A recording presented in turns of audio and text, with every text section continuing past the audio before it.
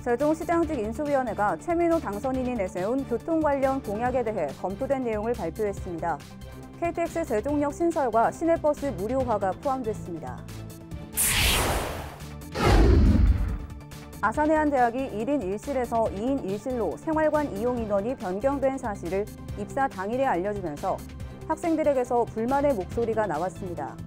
여기에 환불을 요청한 학생들에게 3일치 이용요금을 공제한 후 환불해주겠다고 말하면서 논란이 일었습니다. 그동안 코로나19 대응을 위해 유동적으로 운영해왔던 천안시 읍면보건지소와 진료소가 27일부터 다시 업무를 시작합니다.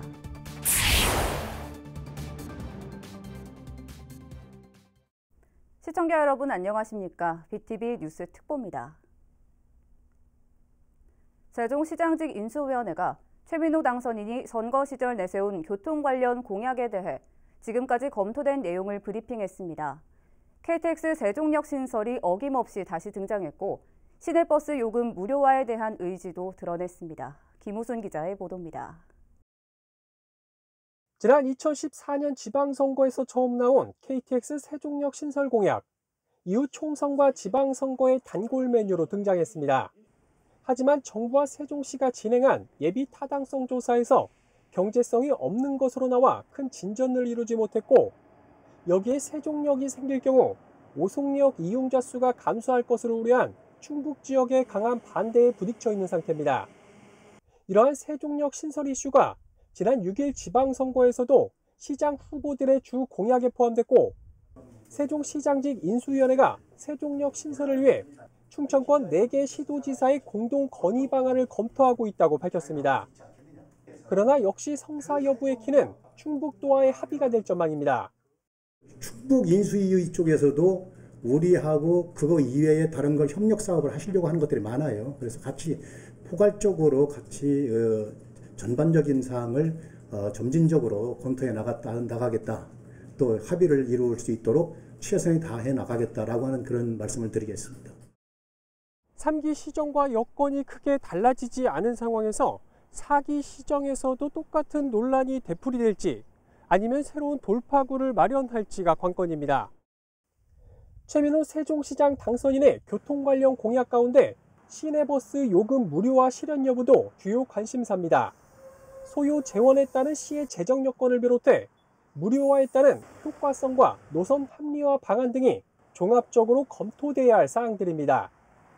이에 대해 인수위는 짧은 시간 내 결론을 내릴 수 없는 문제라며 실행 가능성을 면밀하게 검토해 청사진을 제시하겠다고 밝혔습니다.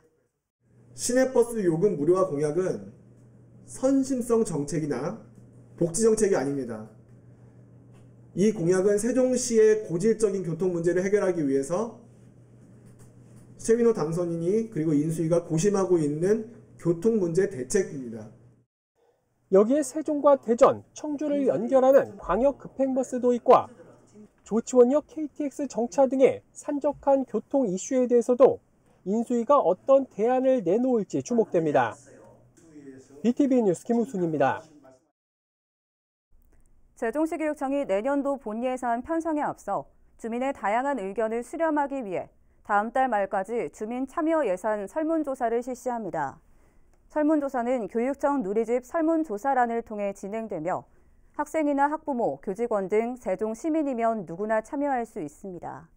설문 내용은 교육청 주요 4대 정책 분야인 미래교육과 혁신교육, 책임교육, 학습도시 관련 사항을 포함해 모두 12개 문항으로 구성돼 있습니다.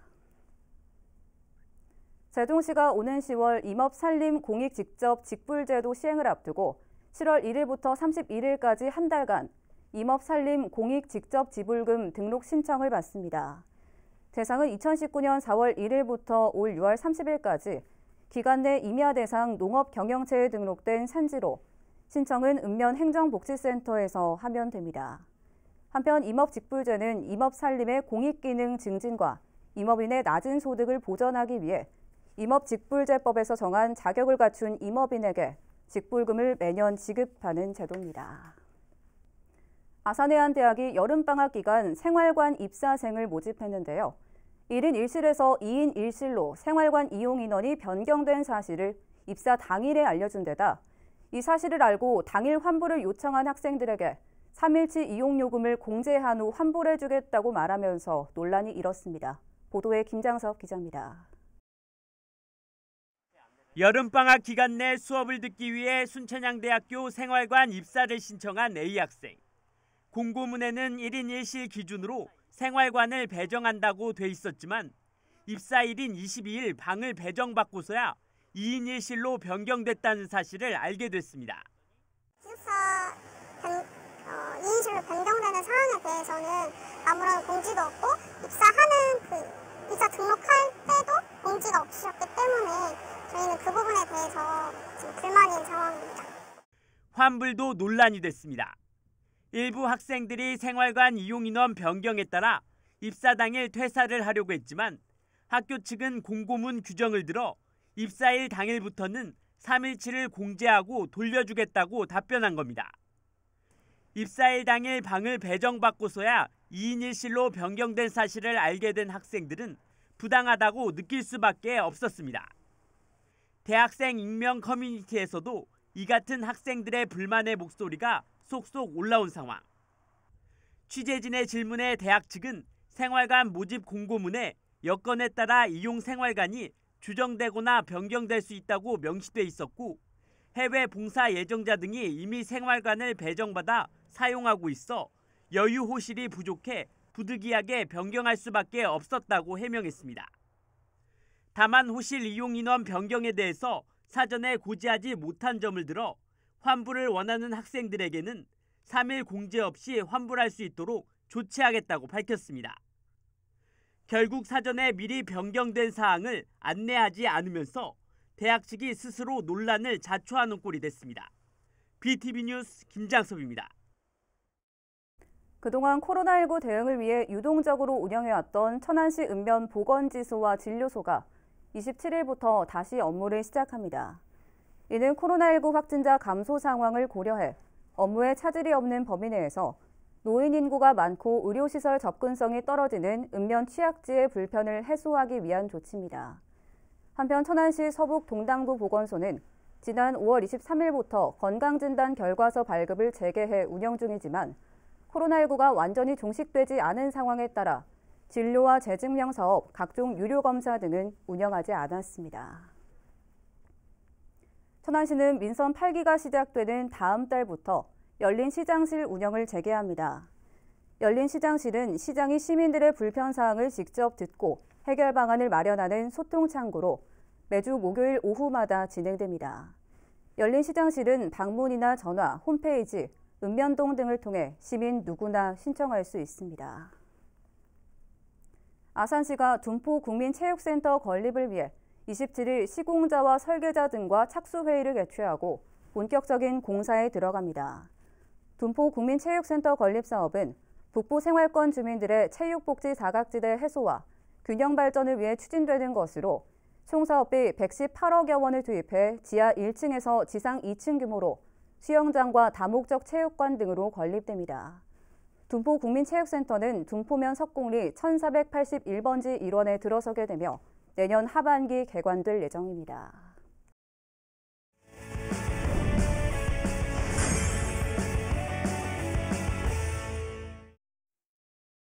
인터뷰인 시간입니다. 오늘은 어린이들과 사회복지사들의 재춘정 등 다양한 분야에서 활동 중인 중부재단 김유나 상임이사를 만났습니다. 김 이사는 천안 어린이 꿈 놀이터를 통해 놀권리와 배울 권리를 보장하는 어린이 복지를 실현하고 싶다고 밝혔습니다. 김선욱 기자가 만나봤습니다. 김유나 중부재단 상임이사님 안녕하세요. 안녕하세요. 네, 반갑습니다. 제가 방금 그 중부재단 상임이사다 이렇게 소개를 해드렸잖아요. 중부재단 어떤 역할을 하는 곳인가요? 네, 저희 중부재단은 아산 지역에 위치한 JB 주식회사의 네. 기부금을 재원으로 운영되고 있는 재단입니다. 2003년 12월에 저희가 창립이 되어서 내년이면 어느덧 20주년을 맞이하게 되었습니다. 네, 그렇군요. 벌써 20주년째 이렇게 복지 사업을 많이 하고 계시잖아요. 네. 중부재단에서 많은 복지 사업을 하고 계신데 대표적인 사업 어떤 것들이 있을까요?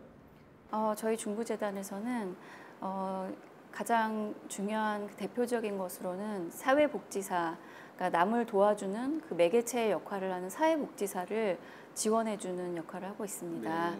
그래서 그들이 이제 복지 현장에서 소진이 오고 그랬을 때 이제 쉼을 주고 대체 인력을 주기도 하고 그래서 다시 활기차게 그 현장으로 복귀해서 일을 열심히 할 수 있도록 저희는 그 매개체를 도와주는 역할을 하는데 그것이 저희의 가장 대표적인 사업이었습니다. 네, 그렇군요. 결과적으로 이제 복지사라든지 이제 사회 어려운 분들을 도와주시는 분들의 휴식도 하고 또 힐링도 하고 재교육도 하고 이런 부분에서 다양한 역할을 해주시는 그런 복지재단이라 이렇게 말씀해 주셨는데 제가 하나 더 궁금한 부분이 있었어요. 그 중부재단이 혁신적인 부분으로 해서 미국 사회에도 소개될 정도로 굉장히 반향이 뜨거웠다고 하는데 어떤 내용이었는지 소개 좀 해주시죠. 저희 재단은 사람을 가장 중요하게 생각하고 있는데요. 그래서 저희는 사람을 지원한다는 데 의미를 두고 있습니다. 저희가 설립되었던 2000년대 초반에는 그 사회복지사들을 지원한다는 개념 자체가 굉장히 생소했어요. 저희는 이제 그 사회복지 현장에 뛰어들어서 직접 도움을 주고 발로 뛰고 이러는 거를 사회복지사가 하는 역할 혹은 사회복지의 역할이라고 생각을 하는 분들이 많이 있는데 저희는 발상을 전환해서 그 도움의 매개체로 역할하고 있는 사회복지사들에게 힘을 실어주기 위해서 그분들을 돕는 사업을 우리나라에서 최초로 시작을 했고요. 그것 때문에 그러한 발상의 전환 때문에 그런 새롭고 혁신적이라는 그런 평가를 받고 있는 것 같습니다. 사실 내가 누군가한테 봉사를 하기 위해서는 내가 좀 힘이 있어야 되잖아요. 또 누군가한테 봉사하기 위해서는 그만큼 또 지식이 또 있어야 되고 그런 부분에 대해서 충실한 충전자 역할을 해주셨던 부분이 아마 미국에서도 크게 반영이 됐던 것 같아요. 굉장히 앞으로도 역할이 더 기대가 되고요. 또 이번에 어린이 환경 그림 그리기 대회를 또 한다고 이야기를 들었거든요. 많은 의미가 있을 텐데 어떻게 해서 어린이 환경 그림 그리기 대회를 하시게 되셨나요? 네, 그러니까 올해가 어린이날 100주년 기념인 해이기도 하고 JB 주식회사가 창립 30주년을 맞이하는 뜻깊은 해이기도 합니다. 그래서 저희 재단과 JB 주식회사가 뜻을 모아서 충청남도와 세종시를 중심으로 어린이 미술대회를 개최하게 되었습니다. 네, 굉장히 우리 또 지역에 천안과 아산, 세종에서 이렇게 많은 학생들이 참여해서 환경 그림을 그리면서 환경에 대한 중요성을 한 번 더 인식하게 될 텐데 그렇다면 이번 대회가 좀 다른 대회와 좀 다른 점이 있다고 이야기 들었거든요. 어떤 점이 다른가요? 저희 대회에서는 이번에 이제 예선을 통해서 100명을 먼저 선발을 해요. 본선에서. 그러면 거기서 이제 12명을 뽑는데 그 12명에 대해서는 모두 이제 시상과 모든 것을 다 미술대회를 끝나고 나서 저희가 미술대학교 교수라던가 예술중학교 강사와 같은 이런 전문가의 슈퍼비전을 받도록 도와주고 있습니다. 우리 그 어린이 꿈 놀이터를 통해서 우리 어린이들에게 정말로 꿈을 막 키울 수 있는 놀이터가 돼주고 있잖아요. 꿈 놀이터를 통해서 뭔가 실현하고 싶은 어떤 것이 있을 텐데 무엇을 실현하고 싶으신가요? 중부재단에서는 기존까지는 그 사회복지사를 위한 사업에 중점을 두어 왔는데 이제 저희가 좀 새로운 어떤 한 트랙으로서 어린이의 그 복지를 개선해준다 그러는 새로운 영역을 지금 탐색을 하고 가는 중이고요. 그 일환이 이제 어린이 꿈놀이터를 천안시로부터 수탁을 받은 것이 시작이 되었어요. 그래서 이 꿈놀이터를 통해서 어린이들의 놀 권리가 보장이 되고 또 놀이를 통해 힘을 키워서 어린이가 건강한 이 사회의 일원으로서 성장할 수 있기를 바라는 마음을 담았습니다. 제가 사실 그 상임이사님 말씀 중에 가슴이 확 와닿았던 부분이 어린이 복지라는 말이거든요. 사실 복지라는 말이 굉장히 포괄적이긴 하지만 어린이 복지라는 표현을 잘 쓰지는 않는데 그만큼 어린이들의 놀 권리, 배울 권리, 그리고 앞으로 미래의 꿈을 키울 권리를 우리 꿈 놀이터를 통해서 키워나가고 있는 것 같아서 굉장히 의미 있는 것 같고요. 지금 같은 계획 잘 마무리하셔서 정말 어린이들에게 복지를 심어줄 수 있는 꿈 놀이터가 되주길 바라겠습니다. 오늘 이렇게 나와주셔서 고맙습니다. 감사합니다.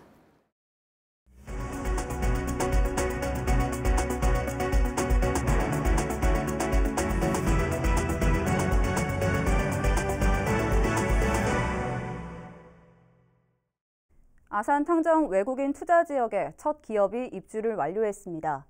아산시는 에드워드 코리아 아산 공장을 시작으로 내년 하반기쯤이면 모든 기업의 입주가 완료될 것으로 내다보고 있습니다. 보도에 김장석 기자입니다. 에드워드 코리아 아산 공장이 아산 탕정 일반 산업단지 내 외국인 투자 지역에 준공됐습니다. 반도체, 디스플레이의 진공 펌프 및 가스 처리 장치 분야 세계 1위 기업인 에드워드사가 공장 신설을 위해 6천만 달러를 투자하기로 충남도 아산시와 협약을 한 지 1년 만입니다. 공장 신설로 120명 규모의 신규 고용 창출은 물론 인근에 삼성 디스플레이 등이 있어 기업 간의 시너지 효과도 기대되고 있습니다. 에드워드 코리아를 시작으로 탕정 외투 지역에 기업들이 추가적으로 속속 입주할 계획입니다. 산업용 실린더와 밸브 등을 생산하는 로타렉스사 역시 900만 달러를 투자해 현재 반도체 고순도 가스용 부품을 생산하는 공장을 짓고 있는 상태로 오는 10월쯤 준공될 예정이며 시는 조만간 반도체 디스플레이 관련 기업과 입주 협약도 진행할 예정입니다. 현재 외국인 투자 지역 85,300여 제곱미터 가운데 83%가 입주 계획이 완료된 상태로 아산시는 내년 하반기쯤에는 외국인 투자 지역에 모든 기업이 입주할 것으로 예상하고 있습니다. 외투 산업단지는 내년 하반기면은 100% 입주할 걸로 예측하고 있습니다. 향후 입주하게 되면은 신규 고용은 약 2,000명이 발생할 것을 보고 있고 지역 생산 유발 효과도 상당히 클 것으로 예측하고 있습니다. 반도체와 디스플레이 관련 외국 기업의 입주가 이어지면서 아산시가 첨단 산업의 메카로 또 한 번 입지를 다지고 있습니다.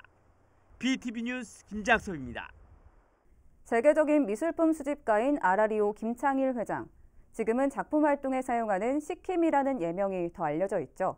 시킴의 13번째 개인전이 천안에서 열렸습니다. 송용환 기자의 보도입니다. 타임과 포춘 등 유명 잡지의 표지를 본떠 만든 대형 작품들이 전시관 벽면에 가득 메웠습니다. 누군가에겐 때마다 날아오는 우편물에 불과하지만 작가 시킴에겐 잡지의 이미지, 폰트, 배열 하나하나가 작품의 토대이자 영감의 원천이 됩니다.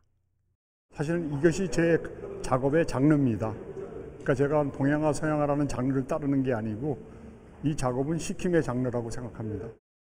터미널과 백화점을 운영하는 기업가 김창일에서 지금은 아트 컬렉터와 아티스트로 더 알려진 시킴의 13번째 개인전이 아라리오 갤러리에서 열렸습니다.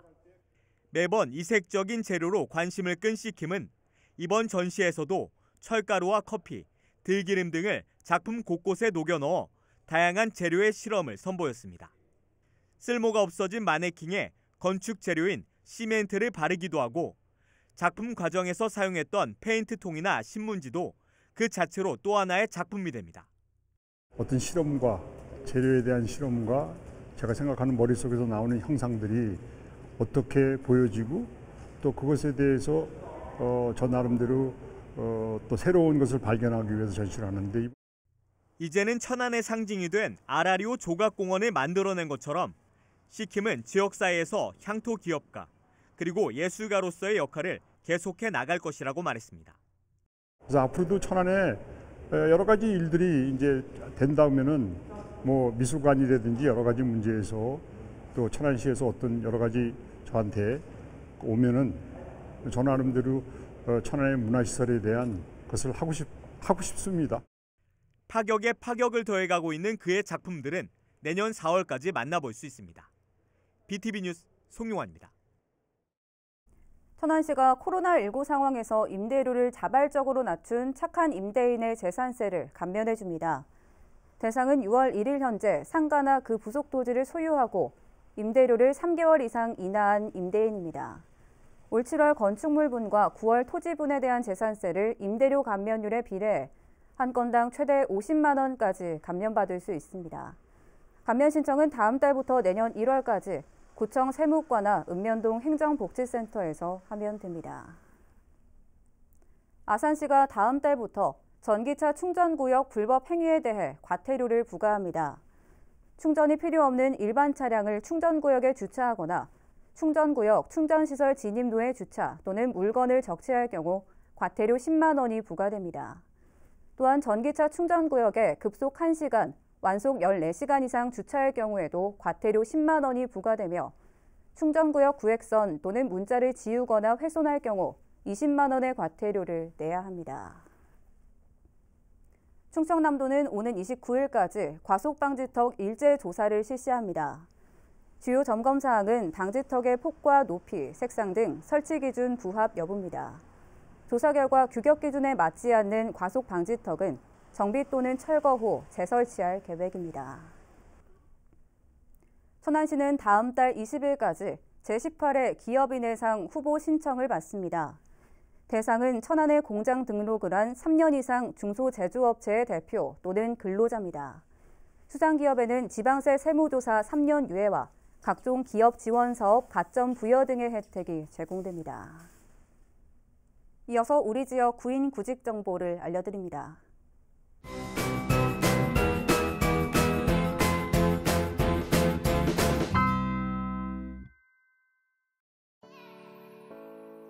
이화 엔젤스 요양원에서 사회복지사 1명을 채용합니다.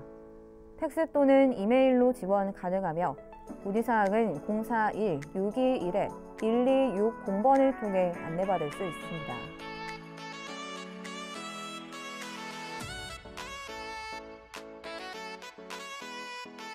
주식회사 서호에서 아파트 미화원 2명을 채용합니다. 팩스 또는 이메일로 지원 가능하며 문의사항은 041-552-9300번을 통해 안내받을 수 있습니다.